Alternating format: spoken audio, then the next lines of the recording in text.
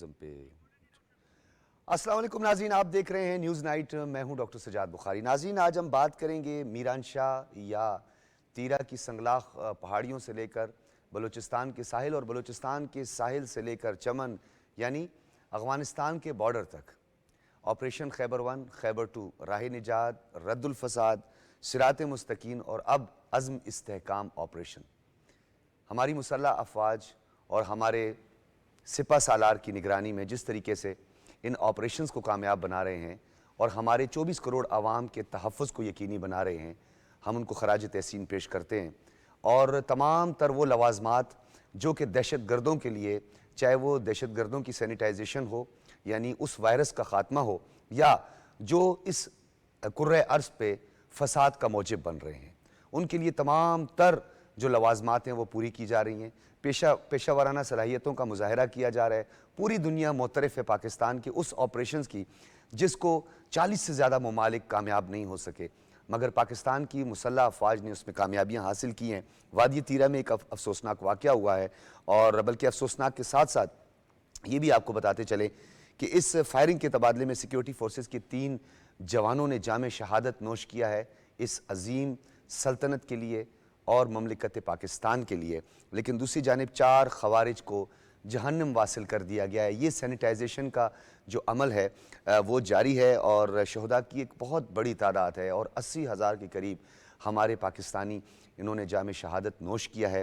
ان کا خون کبھی رائے گا نہیں جائے گا۔ ISPR کا کہنا ہے کہ علاقے میں خارجیوں کے خاتمے کے لیے تمام تر جو لوازمات ہیں پوری کیے جائیں گے، سینیٹائزیشن آپریشن کیا جا رہا ہے، اور اس کے علاوہ یہ بھی ہماری سیکیورٹی فورسز کا کہنا ہے کہ اس دہشت گردی کی لعنت کو بہت جلد ختم کر دیں گے۔ قوم کے بہادر سپوتوں کی قربانیاں ہمارے عزم کو مزید تقویت دیتی ہیں۔ ناظرین، 2nd جنریشن وار ہو، 3rd جنریشن وار ہو جسے ہم مینول وارفیئر کہتے ہیں، اس کے بعد 5th generation war, hybrid warfare, psychological warfare, eastern western border کے چیلنجز، افغانستان سے امریکی افواج کا انخلاء، بین الاقوامی سطح پر اور پوری دنیا کے امن کو یقینی بنانے میں پاکستان کی مسلح افواج کسی سے کم نہیں ہے۔ اور آج ہم اس پر ہی تفصیلاً بات کریں گے کہ ہم کس طرح ان تمام چیلنجز سے نبرد آزما ہیں، اور اس کے ساتھ ساتھ ان چیلنجز کے لیے ہم ہمہ وقت کتنے تیار ہیں، اور ان پیشہ ورانہ صلاحیتوں پر بھی بات کریں گے۔ اسلام آباد اسٹوڈیوز میں ہمارے ساتھ موجود ہیں بریگیڈیئر ریٹائرڈ مسعود احمد خان صاحب، کسی تعارف کے محتاج نہیں ہیں، سینئر تجزیہ کار ہیں، دفاعی امور پر آپ کی گہری نظر ہوتی ہے۔ بریگیڈیئر صاحب، ایک افسوسناک واقعہ بھی ہے، لیکن دوسری جانب ہم نے دہشت گردوں کو، خوارجین کو بھی جہنم واصل کیا ہے۔ بہت سارے چیلنجز ہیں نورستان کے، اگر ہم بارڈرز یعنی گلگت بلتستان سے، پھر چترال کی اگر ہم تیرہ کے علاقے کی بات کریں، وہاں سے جو ننگرہار سے جس طریقے سے دہشت گرد پاکستان میں داخل ہوتے ہیں، پھر کندہار یعنی چمن کے بارڈر تک پاکستان میں دہشت گردی کے موجب بنتے جا رہے ہیں۔ افغانستان کو بار بار ہم اس بات کا ادراک کروانا چاہتے ہیں، کیوں یہ مسئلہ حل نہیں کر رہا افغانستان؟ کیا ان کی گورنمنٹ ویل اکوپڈ نہیں ہے، یا آپ سمجھتے ہیں کہ کہیں نہ کہیں مفادات مشترکہ ہیں؟ بہت شکریہ ڈاکٹر صاحب۔ فرسٹ آف آل دیکھیں، جس طرح آپ نے بیان کیا، اگر ہم نارتھ سے سٹارٹ کریں گلگت بلتستان سے، واخان کاریڈور سے لے کے جب ہم آتے ہیں کوئٹہ دالبدین تک اگر پہنچتے ہیں، یہ 2611 کلومیٹر کا بارڈر ہے۔ اور اس کے بعد ہم نے دیکھا ماضی میں، اور جس طریقے سے اس کا استعمال کیا گیا، اور اس کے ڈفرینٹ دہشت گرد تنظیمیں وہاں سے آتی رہیں، اور طالبان کے ٹیک اوور کرنے کے بعد ہماری توقع تھی، جسے ہم سب کہتے ہیں کہ حالات بہتری کی طرف جائیں گے، تو ایسا ممکن نہیں ہوا۔ اور اس میں دہشت گرد 2020 میں 49 اٹیکس تھے، اور 2021 میں 500 سے اوپر اٹیکس ہوئے، تو اس سے آپ دیکھیں رائز، اور پچھلے سال تقریباً 1200 اٹیکس تھے، اور اس سال ابھی تک جو ہے 800 کے قریب اٹیکس پہنچ چکے ہیں۔ بالکل، اور اس میں ہماری سیکیورٹی فورسز ہی ہدف اور نشانے، اور پلس پولیس۔ جی ہاں بالکل۔ تو آپ نے جہاں کہا کہ افغان طالبان جو frankly speaking they are not sincere with Pakistan, اگر وہ ان کو کنٹرول، اور کیا ہم یہ کہہ سکتے ہیں ود دیئر اون نیشن؟ بالکل ایسا ہی ہے۔ دیکھیں نا، نقصان تو ان کا اپنا ہی ہو رہا ہے نا، دیکھیں۔ اور انفارچونیٹلی دیکھیں، جب ہم اوپر کا علاقہ کی بات کرتے ہیں، نارتھ اور ایسٹرن افغانستان، دیکھیں حقانیوں کا وہاں انفلوئنس ہے، چاہے وہ خوست ہے، پکتیا ہے، پکتیکا ہے، ننگرہار ہے، کنر ہے، ادھر حقانیوں کا بڑا سٹرانگ انفلوئنس ہے۔ ساؤتھ میں آتے ہیں تو اسپرچول ہیڈ کوارٹر ہے، لیکن طالبان کندہار میں بھی ہے، اور ہیلمند میں بھی ہے، تو وہاں بھی ان کے پریزنس ہے۔ لیکن یہ ہے کہ اگر ملا ہیبت اللہ اخونزادہ ایک فتویٰ دے دے کہ پاکستان کے خلاف حملے جائز نہیں ہیں تو میرا خیال میں اس کی امپلیکیشن اس کو وہ ایکسیپٹ ہو سکتے ہیں، لیکن وہ نہیں چاہتے ہیں۔ وہ ماضی میں جو اس طرح کے بیانات دیتے رہے کہ پاکستان ہمارا برادر اسلامی ملک ہے، پھر ذبیح اللہ مجاہد نے اپنی پہلی پریس کانفرنس پہ پاکستان کے ساتھ یہ کمٹمنٹ کی، دوحہ کی بات تو چلے ہم بعد میں کر لیتے کہ افغانستان کی سرزمین پاکستان کے خلاف استعمال نہیں ہونے دیں گے کسی صورت میں بھی، پورے ہر ملک کا انہوں نے ذکر کیا، بالخصوص پاکستان کا ذکر کیا۔ تو اگر طالبان جو ایک رائٹسٹ موومنٹ کو لیڈ کرتے ہوئے اور آج دعویٰ کرتے ہیں کہ انہوں نے نیٹو افواج کو یہاں سے بھگا دیا، تو اگر ان کے قول و فعل میں تضاد ہو تو پھر جائیں تو جائیں کہاں؟ لیکن یہی تو بدقسمتی ہے، ایک طرف سے آپ بات کرتے ہیں ہم شریعت کے علمبردار ہے، اسلام کو لے کے آئے ہیں، تو اسلام تو آپ کو یہ نہیں کہتا ہے کہ دوسرا مسلمان کے ملک پہ آپ جائیں، حملہ کریں، فیسیلیٹیٹ کریں اور ان خوارج کو یوز کریں جو دہشت گرد ہیں جو پاکستان میں، چاہے وہ ٹی ٹی پی ہے، گل بہادر گروپ ہے، دیر 17 گروپس ہیں جو افغانستان میں جو فوکس ان کا پاکستان ہے۔ اب جس طرح ابھی جو حملہ ہوا ہے آئی ایس آئی ایس کو فی الحال نکال کے آئی ایس آئی ایس کو نکال کے تیرہ ویلی میں جو اٹیک ہوا ہے، اب جو خبریں آ رہی ہیں اس میں لائکلی انوالومنٹ ہے گل بہادر گروپ کے بھی اور ٹی ٹی پی کی ہے، اور دس از نیو ڈیولپمنٹ جو ہے۔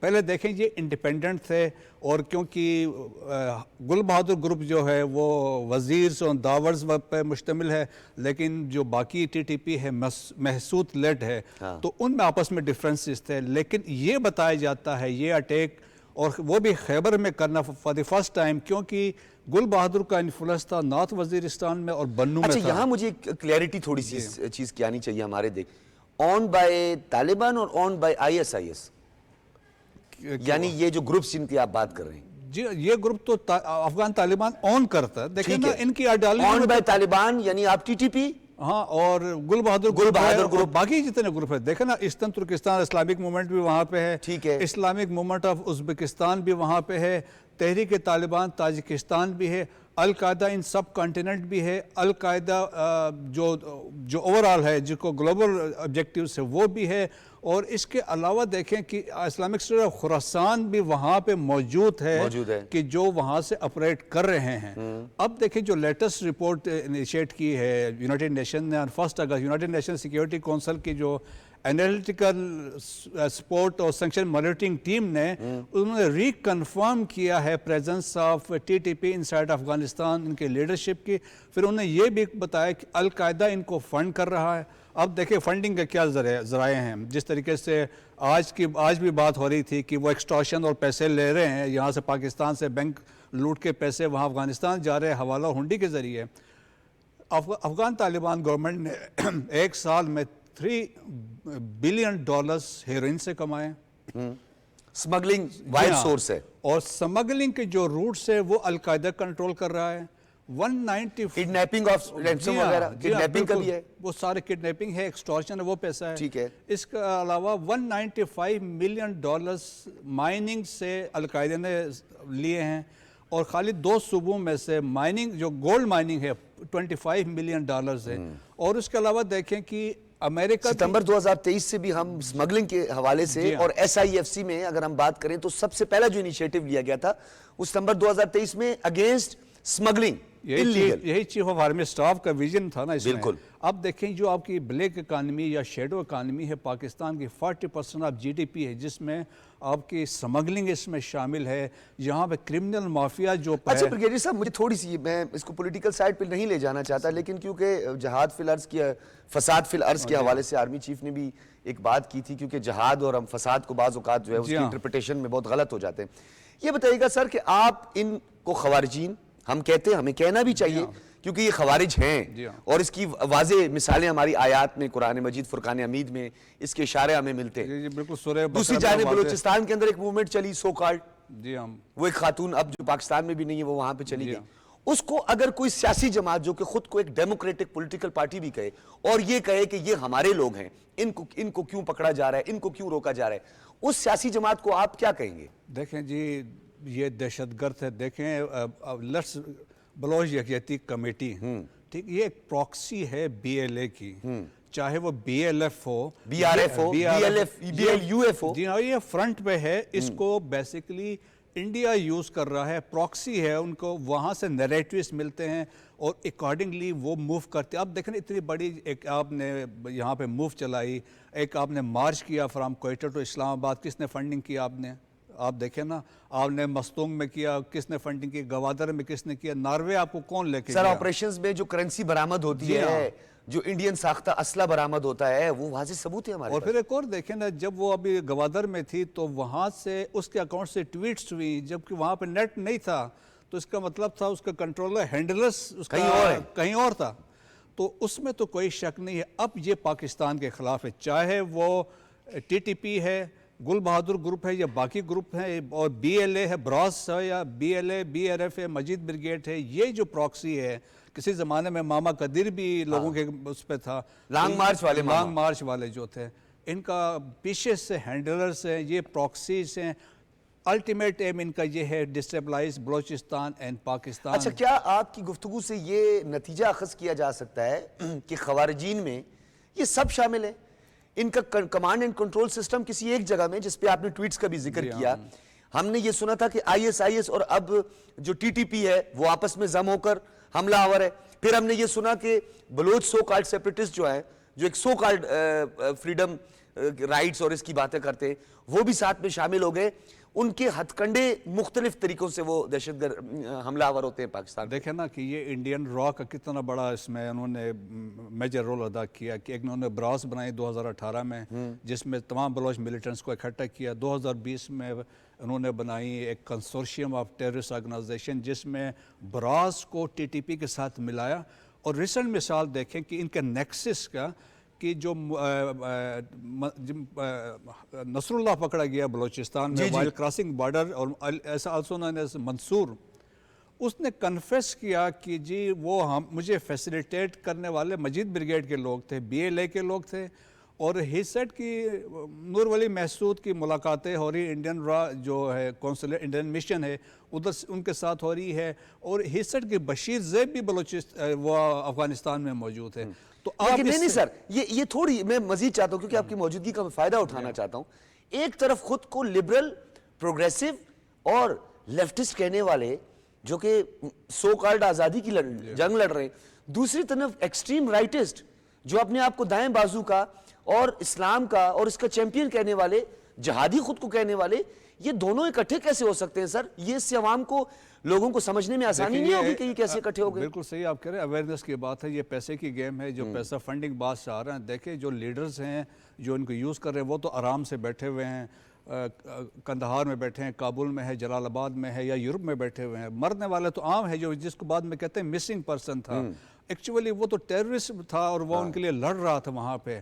اور یہ دیکھ اس میں تو کوئی شک ہی نہیں ہے نا کہ، اور ہمارے لیے افسوسناک بات یہ ہے کہ ہماری سینسریٹی کے باوجود افغانستان والے ٹس سے مس نہیں ہو رہے ہیں.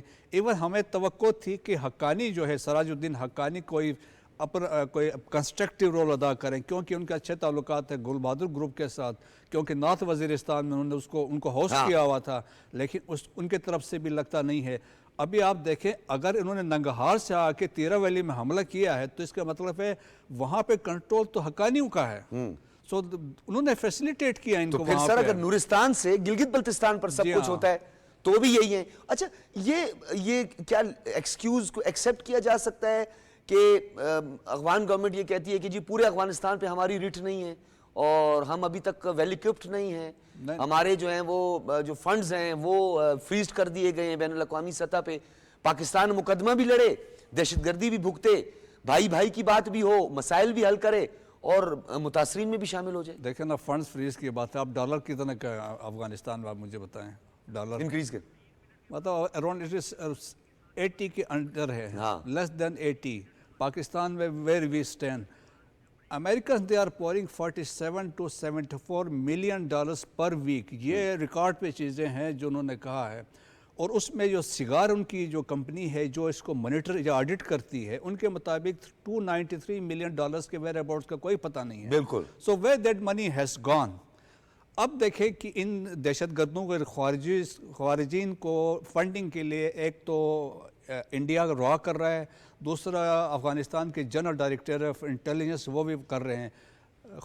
جو نور ولی محسود ہے ہی از گیٹنگ $50,500 پر منتھ اس کو پیمنٹ ہو رہی ہے. سر نادرن الائنس اور پنشیریوں کا کیا پھر دوبارہ سے کوئی گٹھ جوڑ پاکستان کے خلاف عبداللہ کی ایک نئے روح جو ہے وہ ان میں چلی گئی ہے؟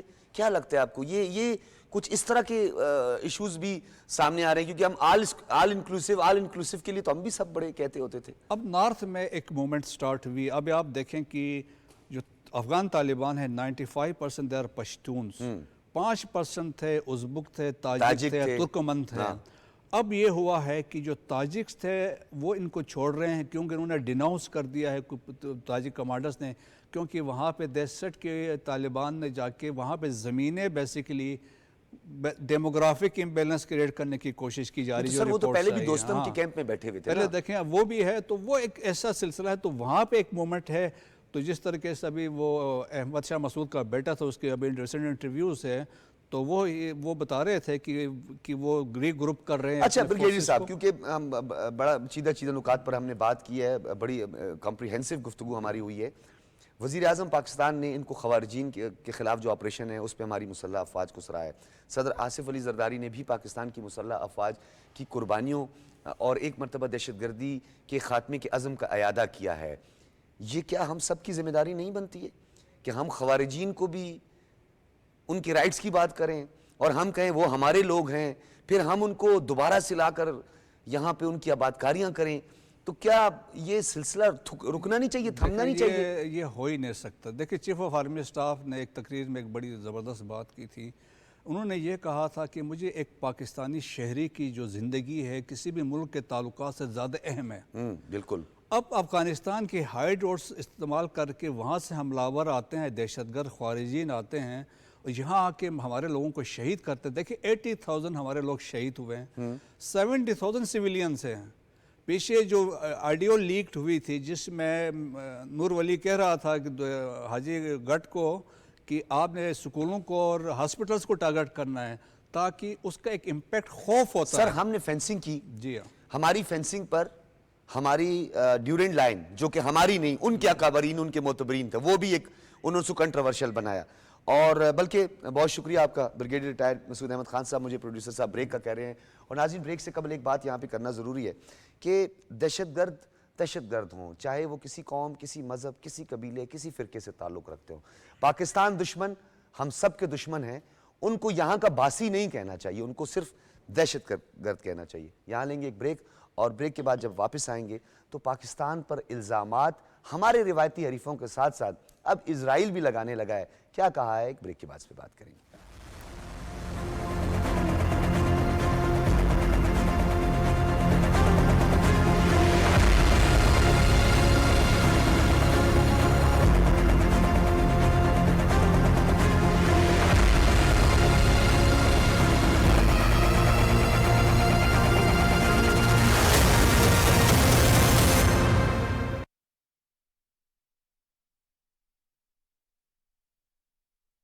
پاکستان ہم سے ہے, ہم اچھے تو پاکستان اچھا. تو آؤ عہد کریں کہ جیسا پاکستان ہم دیکھنا چاہتے ہیں ویسے خود بن کر دکھائیں گے, کیونکہ ہم بدلیں گے تو بدلے گا پاکستان. عزم استحکام, مستحکم پاکستان.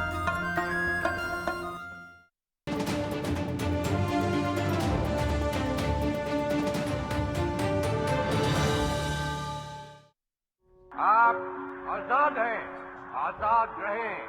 آپ لوگ اس ملک پاکستان میں اپنی عبادت گاہوں, مسجدوں یا مندروں میں جانے کے لیے. یہ پاکستان ہم سب کا ہے. ہر صوبے میں رہنے والے لوگ اس ملک کا حسن ہیں. اگر ملک کو آگے لے جانا ہے اور ترقی کی منازل طے کرنی ہے تو ہر فرد کو اپنے حصے کا کردار ادا کرنا ہوگا, چاہے اس کا تعلق کسی بھی رنگ, زبان, نسل اور مذہب سے ہو, کیونکہ انہی سے تو بنتا ہے پاکستان.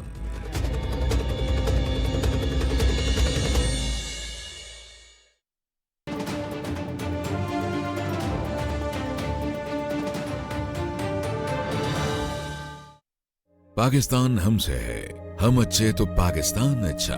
तो आओ अहद करें कि जैसा पाकिस्तान हम देखना चाहते हैं वैसे खुद बनकर दिखाएंगे, क्योंकि हम बदलेंगे तो बदलेगा पाकिस्तान। अज़्म इस्तेहकाम, मुस्तहकम पाकिस्तान।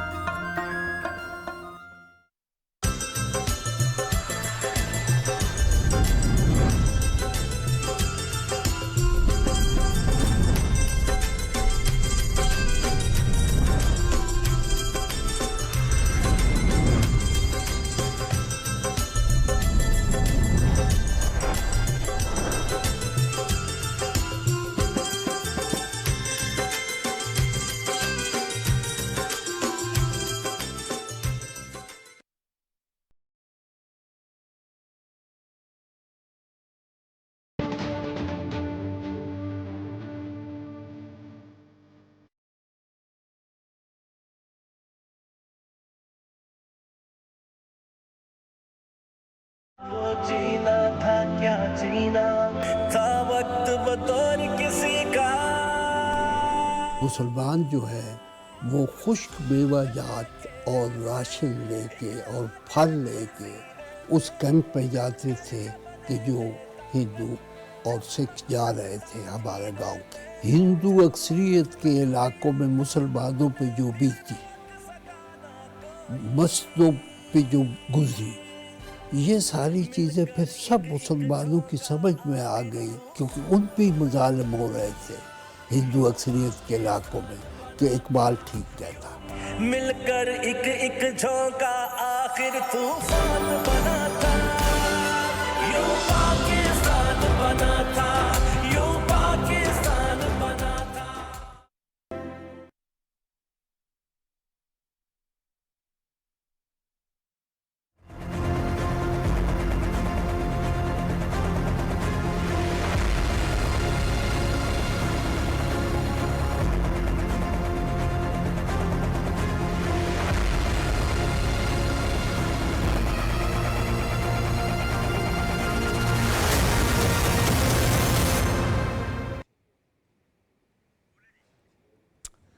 वेलकम बैक नाज़रीन। हम सबसे पहले बात करेंगे आज दहशतगर्दी की हवाले से। जो पाकिस्तान की बेपनाह कुर्बानियाँ हैं वो एक तरफ, लेकिन अक़वाम आलम जो पाकिस्तान की इस दहशतगर्दी और इंतहा पसंदी और एक आलमी टेररिज़म के ख़ात्मे के लिए पाकिस्तान के साथ उस सफ़ में खड़ी होती, वहीं पे हम देख रहे हैं कि पाकिस्तान के रिवायती हरीफ और उसमें अब कूद पड़ा है यरूशलेम यानी इज़राइल, जिसने 6 अगस्त को एक रिपोर्ट शाया की, जारी की, जिसमें पाकिस्तान पर जोहरी हथियार की मुंतकिली का और उस अज़म का जो अयादा है उसका इल्ज़ाम लगा दिया, जिसको हमारे दफ्तर ख़ारजा ने मुस्तरद कर दिया। और उन्होंने कहा कि इस रिपोर्ट को हम मुस्तरद करते हैं, ये झूठा और बेबुनियाद प्रोपेगेंडा है कि पाकिस्तान कोई शायद मिज़ाइल ईरान को दे रहा है या कोई टेक्नोलॉजी ईरान को दे रहा है। और ये एक रिवायत रही है, क्योंकि हिंदुस्तान और इज़राइल अक्सर एक दूसरे से मिलता जुलता झूठा प्रोपेगेंडा करते रहते हैं। पूरी दुनिया इस हवाले से जानती है। जमील अहमद खान साहब फॉर्मर एम्बेसडर, किसी तारुफ के मोहताज नहीं, तमाम तर जो बैनुल अक़वामी उमूर हैं, जो हमारी ख़ास तौर पर सफारतकारी है, उस पर बड़ी गहरी नज़र रखते हैं और बड़ी उम्दा और ख़ूबसूरत बात करते हैं हमेशा। जमील अहमद खान साहब, आपका बहुत बहुत शुक्रिया। इस लेटेस्ट डेवलपमेंट को आप कैसे देख रहे हैं कि अब इस वक्त हमें नज़र आ रहा है कि नेतन्याहू राह फरार इख्तियार कर रहे हैं, उनको कुछ समझ नहीं आ रही वो क्या करें। अब उनको शायद मोदी के साथ, क्योंकि ये एक नेक्सस है, शायद उनकी ईमा और ख्वाहिश पर उन्होंने एक पाकिस्तान पर फिर इल्ज़ाम धर दिया और हमारे दफ्तर खारजा ने इसको मुस्तरद कर दिया। इसके पसे पर्दा क्या मुहर्रिकात हो सकते हैं? जी, एक ये बहुत बड़े पैराहे का खेल नज़र आता है कि जिसमें इजराइल की आंखों में इस्लामी दुनिया का बहुत कवी मुल्क, जिसकी की फ़ौज और कौम भी फ़ौज के पीछे अक्सर ही खड़ी होती है, जब बुरे वक्तों में और मुश्किल वक्तों में, हर जंग में, हर मुसीबत में कौम खड़ी होती है फ़ौज के पीछे। तो ये खटकता है इजराइल को भी और पाकिस्तान के दुश्मनों की आंखों में खटकता है, इसलिए कि उनको पता है कि पाकिस्तान कितना कवी और कितना क़ुव्वत वाला मुल्क है। अगर उसकी अस्करी सलाहियत को देखा जाए तो उस वजह से एक बड़े पैराहे में, जिस तरह मैंने बात की कि ईरान को अब इजराइल, मेरा ख्याल है कि जो ایسکلیٹ کرنا چاہتا ہے کئی ہیلوں بہانوں سے، جس میں آف کورس فلسطین حماس سے معاملہ شروع ہوا، حزب اللہ پہ، ہوتی پر، اور پھر اب وہ کہتا رہا ہے کہ ایران جو ہے وہ جوہری ہتھیار بنا رہا ہے، لہٰذا ایران کو کسی طریقے سے نیوٹرلائز کیا جائے۔ یہ اس کی بہت پرانی خواہش ہے۔ جب ایران نے اپنا نیوکلیئر ریکارڈ جوہری ایگریمنٹ کیا مختلف ممالک کے ساتھ، جس میں کہ یورپ کے ممالک اور امریکہ، اور کہا کہ جی ہم نہیں انریچ کرتے، آپ ہماری یہی کنڈیشنز اور یہی جو ایگریمنٹ ہے اس کے مطابق ہم کر لیتے ہیں، ایگریمنٹ کیا، اس کے بعد امریکہ اس سے واک آؤٹ کر گیا ٹرمپ اچھا کے جمیل زمانے احمد میں، خان صاحب، اور پھر یہ ہوا وہی چین آپ کہ کو نہیں لگ رہی کہ جس طرح ویپن آف ماس ڈسٹرکشن اور اس کے بعد آئی ایم سوری، پھر آئی اے ای کی وہ رپورٹ جو سامنے آئی منظر عام پر، اس پر بھی ایک مجرمانہ خاموشی، پھر ویسٹ کا الزام ایران پر کہ وہ جوہری ہتھیار بنا رہا ہے اور اس کے بعد کوئی اس کی شواہد نہیں ملتے، تو آپ کو نہیں لگتا سر کہ یہ ایک ہی چین ہے اور ٹارگٹ جو ہے وہ ایران ہے؟ اب جب کچھ راستہ نہیں ملا تو پاکستان کو آڑے ہاتھوں لینا شروع کر دیا؟ نہیں، وہ اس لیے کہ اسرائیل دنیا کی نظر میں اپنا قصہ اور اپنا کیس کوشش کر رہا ہے مضبوط بنانے کی، کیونکہ اسرائیل میں عوام میں دنیا کی جو درد دل رکھنے والے عوام ہے، جو لاکھوں کی تعداد میں سڑکوں پر یورپ میں، امریکہ میں، باقی ممالک میں باہر نکلے، تو ان کو پتہ ہے اسرائیل کو کہ وہ اپنی جو ہے کھو رہا ہے اپنی حیثیت پوری دنیا میں، خاص طور پہ عوام کی نظروں میں۔ یہ اور بات ہے کہ رولرز امریکہ کے ہو گئے یا اس کے الائز، وہ اس کی بہت ساری وجوہات ہیں، جو اسرائیل لابی ایک کتاب بھی ہے اس پر، اس میں بہت سارے انکشافات ہوئے میں ہیں کہ کس طرح انہوں نے حکومتی مشینریوں کو انفلوئنس کیا ہوا ہے، جس کی وجہ سے ہوتا ہے۔ میں آ جاتا ہوں اس بات پر کہ بالکل صحیح ہے، یہ اس کی چین معلوم ہوتی ہے۔ دیکھیں 81 کے دہائی میں، 90 کے دہائی میں نہ صرف عراق پہ ویپن آف ماس ڈسٹرکشن کا الزام لگا کے جو وہاں سے کچھ بھی نہ نکلا، اور آج تک وہ شرمندہ ہے پوری وہ دنیا اقوام کے لوگ جنہوں نے ساتھ دیا تھا اس وقت امریکہ کا۔ اسی طریقے سے لیبیا میں بھی انہوں نے کیا، جس طرح قذافی کا پھر بعد میں خاتمہ کیا انہوں نے، تو سیریا کو پہلے ہی نیوٹرلائز کر دیا تھا۔ تو ون بائی ون اور ٹرن بائی ٹرن اسرائیل کی اور اسرائیل کے حواریوں کی یہ کوشش ہے کہ وہ ممالک جو طاقتور ہیں اور جو آنکھوں میں آنکھیں ڈال کر دیکھ سکتے ہیں، وہ چاہتے ہیں کہ ان تمام کو ایک ایک کر کے نیوٹرائز کر دیا جائے۔ ایران ہے اور پاکستان ہے، اور وہ کہہ چکے ہیں، اسرائیل کے وہاں پرائم منسٹر بھی کہہ چکے ہیں، اور باقی کافی لکھاری بھی وہاں کے کہہ چکے ہیں، پاکستان کا نام لے کے بھی۔ تو آ جاتے ہیں کہ انہوں نے پہلے بھی الزام لگایا، اس میں بھی دیکھیں امریکہ اس چیز کو مان چکا ہے، آئی اے ای مان چکا ہے کہ پاکستان کا کمانڈ اینڈ کنٹرول دنیا کا بہت معیاری کمانڈ اور کنٹرول ہے، بالکل جو بالکل ہمارے جوہری تو یہ تو رپورٹیں موجود ہیں اس پر، اور اس پر ہم نے دنیا کے سامنے ہم نے اپنے کمانڈ اینڈ کنٹرول کو پریزنٹ کیا ہوا ہے، دنیا نے اس کو مانا ہے، جانا ہے، تسلیم کیا ہے۔ تو اور ہم نے لہٰذا ہمیشہ یہ تو آئی پتہ ہے، اے لیکن کے یہ ساتھ، پروپیگنڈا۔ جوہری تعاون تنظیم کے ساتھ ہمیشہ ہم نے تعاون کیا ہے پاکستان نے۔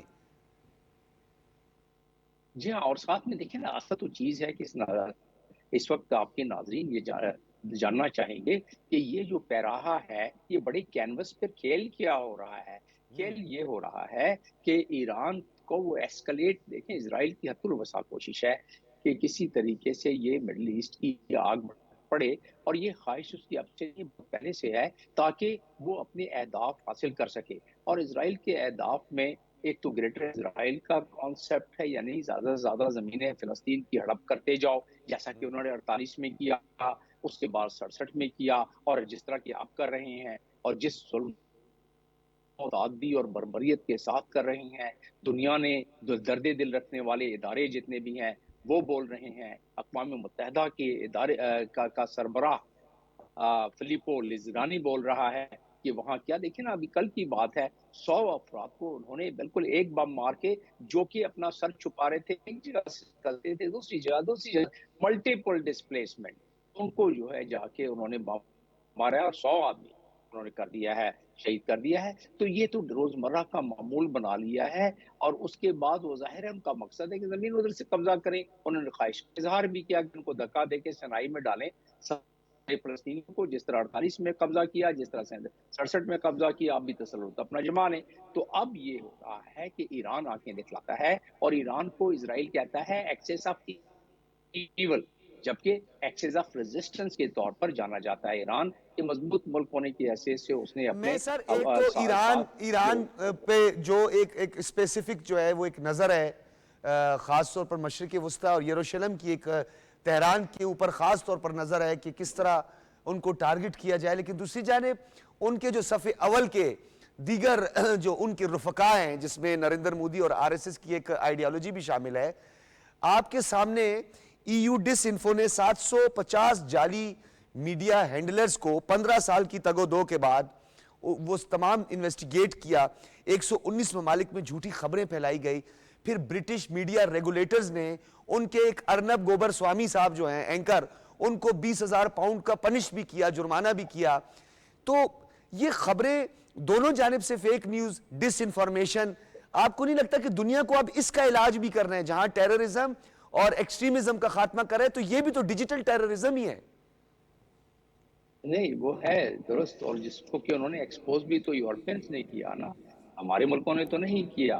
بالکل ایکسپوز ہو گئے، ایکسپوز ہونے کے بعد ہونا یہ چاہیے تھا کہ کنسسٹنسی کے ساتھ جس طرح کے جو ٹرانس نیشنل ٹیررزم انڈیا کر رہا تھا کینیڈا میں اور امریکہ میں اور یو کے میں، جس طرح اس کو چیک کیا ہے امریکہ نے بھی اور کینیڈا نے بھی، اسی طریقے سے یورپ نے ان کو چیک کیا ہے انفوٹیک کے بارے میں، جہاں کہ آپ نے بھی جس طرح بیان کیا 700 سے زیادہ جو انہوں نے پروپیگنڈا مشینری کو مختلف 119 ملکوں کے لیے رکھا ہوا تھا، تو وہ پکڑے گئے ہیں۔ اب اس کے بعد ہونا یہ چاہیے تھا کہ ان کے یہ پکڑے جانے کے بعد ان کے گردن کے گرد گھیرا تنگ کرنا چاہیے تھا، جو کہ دنیا اقوام ایک دفعہ کر کے اس کو بھول گئی اور پھر اس کے پیچھے نہیں گئے، اس کا پیچھا نہیں کیا۔ تو ظاہر ہے وہ کسی اور انداز میں اب بات ادھر جو کنیکٹ کرنے والی ہے وہ یہ ہے کہ دیکھیں بنگلہ دیش کی تازہ بات ہے کہ حسینہ واجد نے اپنی حد البسا کوشش کی اور اس نے تعاون لیا، انڈیا کا ہمیشہ تعاون اس کو رہا، نہ صرف تعاون رہا، لیکن میں جمیل احمد خان سپورٹ رہی، تو ابھی صاحب کیا اسی نقطے پہ آنا چاہتا ہوں، اور آپ سے بہتر کوئی اس کی نہ صرف انٹرپریٹیشن بلکہ اس حقائق پر روشنی نہیں ڈال سکتا۔ 5 اگست، ہم اب 5 اگست 2019 کی بات نہیں کرتے، ہم 5 اگست 2024 کی بات کرتے ہیں، جب حسینہ واجد مستعفی ہو کر، فرار ہو کر اپنے پڑوسی اور اپنے جذباتی جن کے ساتھ ان کی وابستگی ہے مودی سرکار کے پاس پہنچ گئی اور انہوں نے کہا مجھے بچاؤ، یہ الزام بھی پاکستان پر لگا دیتے ہیں، اور اس کے بعد ان کے نوجوان کھڑے ہوتے ہیں اور وہ بھارت کی اس ہیجمنی کا خاتمہ چاہتے ہیں، وہ الزام بھی پاکستان پر۔ تو یہ الزامات کیا اس کی کوئی ایکسیپٹیبلٹی آپ کو انٹرنیشنل یہ بین الاقوامی سطح پہ لگ رہی ہے؟ نہیں، یہ تو ذہنوں کو آلودہ کرنے والی بات ہے انٹرنیشنل کمیونٹی کی، اور اگر اس کا کوئی توڑ نہ نکالا گیا تو آلودگی بیان ہو سکتی ہے، اور اس کے لیے ضروری یہ ہے کہ انڈیا کو ایکسپوز کرنا چاہیے۔ دیکھیں میں اپنے پاکستان کو کچھ نہیں کہا، پر یہ لٹریچر موجود ہے، نیٹ پر بھی موجود ہے کہ حسینہ واجد نے انڈین انٹیلیجنس کی سپورٹ لی، اور یہ وہاں کے طلباء کہہ رہے ہیں، مطالبات وہ کہہ رہے ہیں کہ وہ ان کے انٹیلیجنس کی سپورٹ لے کے ہمیں کچلنے کے لیے ان کو کشمیر جیسے حربے ہمارے اوپر اختیار کیے گئے۔ یہ معاملہ تو دیکھیں ایکسپوز کرنے کے لیے ہونا یہ چاہیے کہ جو پاکستان جیسے اور باقی ممالک ہیں جن کی نظر ہے، اور یہ پاکستان نے رپورٹ شائع نہیں کی، یہ موجود ہے، تو جب ایسا سلسلہ ہو رہا ہے تو ایکسپوز کرنے کے لیے ایک کنسسٹنسی کے ساتھ، اس ایفرٹ کے ساتھ دنیا کو باورنا چاہیے۔ اب بہت شکریہ جمیل احمد خان صاحب، آپ کا بہت شکریہ، بڑی مؤثر آپ نے گفتگو کی اور ٹو دا پوائنٹ آپ نے بات کی۔ ناظرین، حسینہ واجد کے فرار کے محرکات پوری دنیا جانتی ہے۔ بنگلہ دیش میں وکٹیں گر رہی ہیں، جی وکٹیں کیسے گر رہی ہیں؟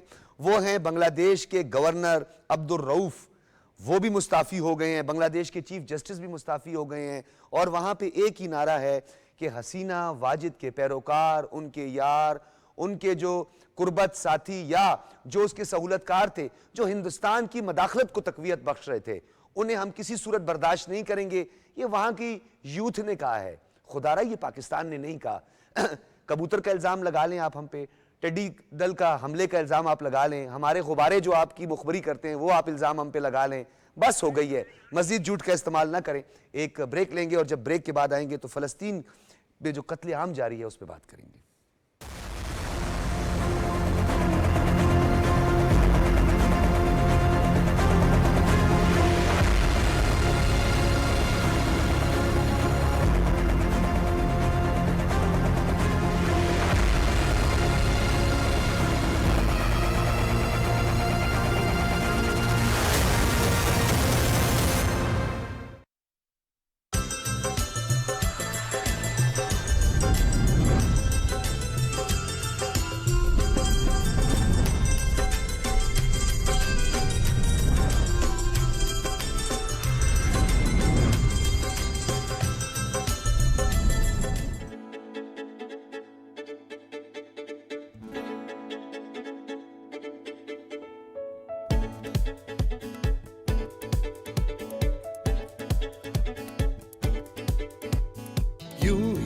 लहराता रहे सदा मेरा ये परचम, गुल है गुल चाहे कि गुलदस्ता है मेरा परचम। सारे मेरे साथ गाओ,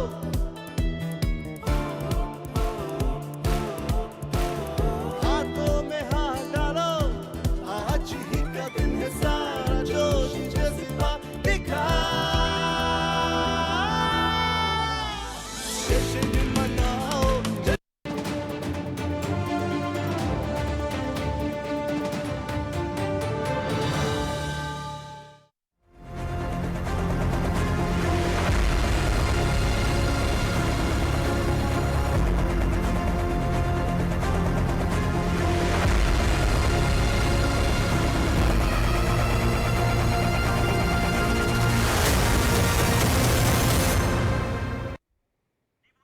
वेलकम बैक नाज़रीन। हम बात करेंगे निहत्ते फ़लस्तीनियों का कत्लेआम जारी और आज़ादी इजहार राय से लेकर मजहबी आज़ादी और इंसानी हुकूक के दावेदारों की एक मुजरिमाना खामोशी नज़र आ रही है। गज़ा शहर में एक मरतबा फिर इसराइली बर्बरियत नज़र आई है। मासूम निहत्ते फ़लस्तीनी जो कि नमाज अदा कर रहे थे उन पर हमला किया है, वहशियाना बमबारी हुई। इसके साथ अब तक जो तादाद है वो 100 है शोहदा की जो जा पहुंची है। वज़ीर आज़म ने इसराइल की सफारतकारियों की शदीद मज़म्मत की है कि उसने तमाम हदें पार कर ली हैं। स्कूल पर के बच्चों पर हमला, नमाजियों पर हमला खुली जारियत है। इंटरनेशनल कोर्ट ऑफ जस्टिस की जो रूलिंग है उसकी मुकम्मल पासदारी करनी चाहिए बैनुल-अक़वामी सतह पे। डॉक्टर शाज़िया, इस अलमनाक अफसोसनाक वाक़यात जिसमें इंसानी हुकूक की बदतरीन पामालियाँ की जा रही हैं, मजहबी आज़ादी को रोंदा जा रहा है, क्या कहेंगी आप? हमें सबसे पहले ये देखना होगा कि इसराइल किस माइंडसेट के साथ काम कर रहा है, फिर हम ये भी देख पाएंगे कि हम कहाँ पे खड़े हुए हैं। अभी रिसेंटली इसराइल के अंदर एक हुआ है, वोटिंग हुई है जिसमें क्वेश्चंस ये थे कि क्या फ़लस्तीनी जो जेल में हैं या पकड़े हुए हैं उनका रेप करना, उनको टॉर्चर करना सही है या नहीं सही है। उसमें 47% लोगों ने कहा है कि ये जस्टिफाइड है और उसकी रीज़न जो है वो ये है, जो उनके रिलीजियस जो प्रीस्ट हैं, जो राहिब हैं, जो उनको बताते हैं कि तुम्हारा मुकाबला जानवरों के साथ है। तो अब हमने देखना ये है कि वो जानवरों से भी आप इस तरह का सलूक नहीं करते। अब ये कोई एडवोकेसी नहीं है, ये कोई आर्ग्यूमेंट नहीं है कि अगर इसराइली ये समझते हैं कि फ़लस्तीनी जानवरों से भी बदतर हैं तो सारी दुनिया को खामोशी से ये पॉइंट बोला कि जानवरों के हुकूक का तो सबसे ज्यादा वेस्ट में ख्याल किया जाता है और वो जानवरों के लिए तो हम बल्कि हम सब जानते हैं। तो अगर ये इंटरप्रिटेशन है तो फिर इस पर असर नौ जायजा लेने की जरूरत है। और साथ में आप ये देखें कि एक डिसेंट डिस्कशन में, एक प्लेटफॉर्म में ये बात हो रही है कि क्या फ़लस्तीनियों के साथ उनका रेप करना कस्टडी के अंदर सही है, लीगली सही है या नहीं है। और 50% पॉपुलेशन कह रही है जी बिल्कुल ठीक है, ऐसा हो जाना चाहिए। और उसमें अब आपने देखा कि इस वक्त जो सिचुएशन हम देख रहे हैं ईरान के साथ और इसराइल के साथ, उसमें हमें ये दिखाई दे रहा है कि एक पूरी आधी दुनिया जो है वो कम से कम एक जंग की लपेट में आने वाली है। और उसमें सवाल ये पैदा होता है कि ये जंग कौन करना चाहता है, कौन बढ़ाना चाहता है, कौन सीज फायर करवाना चाहता है, कौन किसी अमन के मंसूबे पे काम करना चाहता है। अब बात बहुत डिटेल्ड होती है लेकिन ऑफ कोर्स प्रोग्राम का टाइम बहुत लिमिटेड होता है तो बहुत सारी चीज़ों को समेटना पड़ता है, उसमें बहुत सी चीज़ें रह जाती हैं। तो उसमें एक बात ये है कि सिवाय इसराइल और नेतन्याहू के और उसका एक फ्रैक्शन जो है उसकी गवर्नमेंट का, वो किसी भी इस तनाज़े को बढ़ाना भी नहीं चाह रहे हैं। इसको वो सिर्फ ये चाह रहे हैं कि उनका जो ग्रेटर इसराइल का प्रोजेक्ट है वो किसी तरह से कंप्लीट हो जाए। लेकिन एक बीच में से फ्रैक्शन या एक सेक्शन ऐसा है जो इस जंग को बहुत ज़्यादा फैलाना चाहता है, जिसमें हमें इस्माइल हानिया का मर्डर जो है उसकी एक कड़ी नज़र आता है कि आप पीसफुल सॉवरन कंट्रीज़ को इस हद तक पोक करें कि वो किसी जंग का हिस्सा बन जाए। अब इस वक्त हम इस सिचुएशन में खड़े हुए हैं कि यहाँ भी आए दिन यूरोप में पता चलता है कि जी कल जो है वो इसराइल जाने वाली फ़्लाइट्स कैंसिल हो गई हैं, आज कैंसिल नहीं है, आज ईरान का हमला हो जाएगा, कल ईरान का हमला नहीं है। ये एक सिलसिला जो है और ये पैनिक जो है वो मुसलसल चल रहा है और ईरान एक नर्व की वॉर डॉक्टर शाज़िया, ये जो वार क्राइम्स, ये जंगी जराइम के मुर्तकिब अफराद या ममालिक का जिक्र किया जाता है, उसका एक क्राइटेरिया मौजूद है کیا نہتے اسکول کے بچوں پر 3 بم اور ہر بم جس میں نمازی بھی یعنی مسجد میں لوگ جو موجود ہیں ان کا بھی ہر بم کا وزن 2000 پاؤنڈ ہے. کیا یہ کوئی جسٹیفائیڈ ہے؟ یہ کوئی جنگ ہے یعنی نہتے لوگوں کے ساتھ یہ جو بربریت ہے؟ کوئی جو آرسنل ایکسپرٹ ہیں ویسٹرن، وہ ایک پروگرام میں، مجھے ان کا نام نہیں یاد، وہ یہ بات بتا رہے تھے کہ 5 ہیروشیما جو بم تھے ان جتنا بارود جو ہے وہ غزہ کے اوپر ڈالا جا چکا ہے. ہمیں نہیں پتا کہ اب آنے والا، ابھی تو ہم آج کا سوچ رہے ہیں نا، ہمیں نہیں پتا کہ اب اس کا امپیکٹ اور آفٹر امپیکٹ کیا ہونا ہے. وار سے زیادہ بم گرائے گئے ہیں، یہ بھی ایک عالمی رپورٹ سامنے آئی ہے. لیکن اس میں ڈاکٹر صاحب ہم دیکھیں گے یہ کہ جب جرمن نازی جو ہے وہ یہاں یہودیوں کے ساتھ یہ بربریت کر رہے تھے تو ہم نے کیا کیا؟ ہم نے اس جی وقت بالکل جو بھی لوگ موجود تھے وہ صرف کمپلیسٹ تھے. بعد میں ان کے میوزیم بنے، ان کے مزار بنے، ان پہ فلمیں بنی، ان پہ کہانیاں لکھی گئیں، اور پھر ایک پورا جو ہے وہ اینٹی سیمیٹزم ایک کرائم بنا. ہاں، ہم بحثیت انسان اتنے ہی بے حس اور اتنے ہی لاچار ہیں. نہ تب ہم ہسٹری کا کون سا جینوسائیڈ روک سکے ہیں؟ وہ جینوسائیڈ بھی نہیں روک سکے. اس میں ہم ہٹلر کو بڑا ذمہ دار ٹھہراتے ہیں. ہٹلر ایک فرد واحد تھا، ایک پوری قوم اس کے ساتھ کھڑی تھی جو کہ اس کے آئیڈیا اور آئیڈیالوجیز کے ساتھ چلتی تھی. اور میرا ہمیشہ یہ آرگیومنٹ رہا ہے کہ آپ ایک اکیلے بندے کو کبھی بھی کمپلیسٹ نہیں بنا سکتے ہیں. وہ کنسنٹریشن کیمپس میں جا کر وہ ٹارچر نہیں کر رہا تھا، وہ تو ایک آرڈر دیتا ہوگا. آپ کے پاس ڈسکریشن ہے، آپ اسے ڈینائی کریں، ڈیفائی کریں، یا کسی بھی انسان کو تھوڑی سی گنجائش بیچ میں سے. یہی آج ہو رہا ہے. آج بھی ایک فرد واحد کا دماغ جو ہے وہ خراب ضرور ہے. آپ دیکھیں کہ اس کے پیچھے پوری ایک قوم لگی ہوئی ہے. نہ صرف یہ پوری قوم لگی ہوئی ہے کہ اس فرد واحد نے پوری امریکن کانگریس خریدی ہوئی ہے. ان پیڈ اپنے کسٹمرز کے سامنے جا کے وہ تقریریں کرتا ہے اور 50 سے زیادہ سٹینڈنگ ایویلیشن لے کر آتا ہے. وہاں پہ اس کو تالیاں بجائی جاتی ہیں کم از کم 50 دفعہ.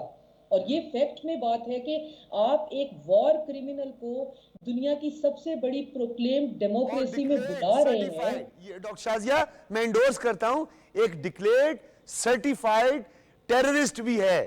یہ بتائیے گا کہ جو آپ نے بڑی کام بات کی پوری دنیا کے سامنے، اور اس وقت ہماری پوری دنیا میں پروگرام دیکھا جا رہا ہے، ہمارے ناظرین کے لیے بھی، زائنسٹ کی جو پروان چڑھے، ہمارا کیا قصور تھا؟ مسلمانوں نے تو ہمیشہ سے تحفظ دیا. جن کو مہمان بنایا وہ بعد میں آ کر جو ہے ہمیں مہمان یعنی مسلمانوں پر ہی ظلم ڈھانا شروع کر دیا. اگر کچھ زیادتی ہوئی یورپ میں ہوئی، ان کے ساتھ ہوئی، مسلمانوں کو کیوں آڑے ہاتھوں لیا؟ مسلمانوں پر سے بدلہ کس بات کا لیا گیا؟ یہ آپ کا بہت امپورٹنٹ پوائنٹ ہے، اور یہ بہت ڈسکشن اور ڈیبیٹ میں آتا ہے کہ عیسائی جو ہیں ان کے اندر انڈوکٹرائنیشن کی گئی یہودیت کے خلاف، اور ان کو اتنا متنفر کیا گیا جو کہ آج بھی موجود ہے. ہم آج بھی ہمارا مذہب کی بنیاد پہ وہ منافرت ہو ہی نہیں سکتی، کیونکہ ہمارے مذہب میں گنجائش ہے. ہم ان کے پیغمبر کو مانتے ہیں، ہم ان کے مذہب کو مانتے ہیں. ہماری وہ نفرت کا وہ لیول نہیں ہے. لیکن اس نفرت کو ساتھ انہوں نے کس طرح سے بھائی چارے میں بدلا ہمیں نہیں پتا. یہ سارے کا سارا طاقت کا کھیل ہے. لیکن اب یہ دیکھیں کہ وہ فلسطینیوں کو وہاں سے بالکل ختم کر کے، اس خطے سے بالکل ختم کر کے، اور اس کو ختم کرنا وہ اپنا ریلیجیس رائٹ سمجھتے ہیں. میں بار بار ہر پروگرام میں یہ کہتی ہوں کہ ہمیں یہ سمجھنے کی ضرورت ہے کہ اسرائیلی یہ اس لیے کر رہے ہیں کہ وہ کہتے ہیں کہ ہمارے راہب کے الہام میں یہ چیزیں آ چکی ہوئی ہیں کہ یہ سرزمین تم نے ان لوگوں سے، ان جانوروں سے پاک کرنی ہے. اور یہ پری میڈیٹیٹڈ جینوسائیڈ ہے، یہ وار کرائم. انور چیمہ بہت شکریہ. میں چاہتا تھا اس پہ مزید بھی گفتگو کروں. تو نبی کریم صلی اللہ علیہ وسلم کے دور میں بھی جب یہ بات ہوا کرتی تھی تو کہتے تھے کہ ہم جنت میں جائیں گے، ہم تو جنتی ہیں، ساری دنیا جہنمی ہے. جس طرح بات کی تو نبی صلی اللہ علیہ وسلم نے پوچھا کہ اگر آپ جنت جانا چاہتے ہو تو آپ موت سے گھبراتے کیوں؟ یہ سوال کا پھر کوئی جواب نہیں دے سکا. گفتگو آپ نے سنی. پروگرام کا فیڈ بیک ضرور دیجیے گا. اجازت دیجیے. اللہ حافظ.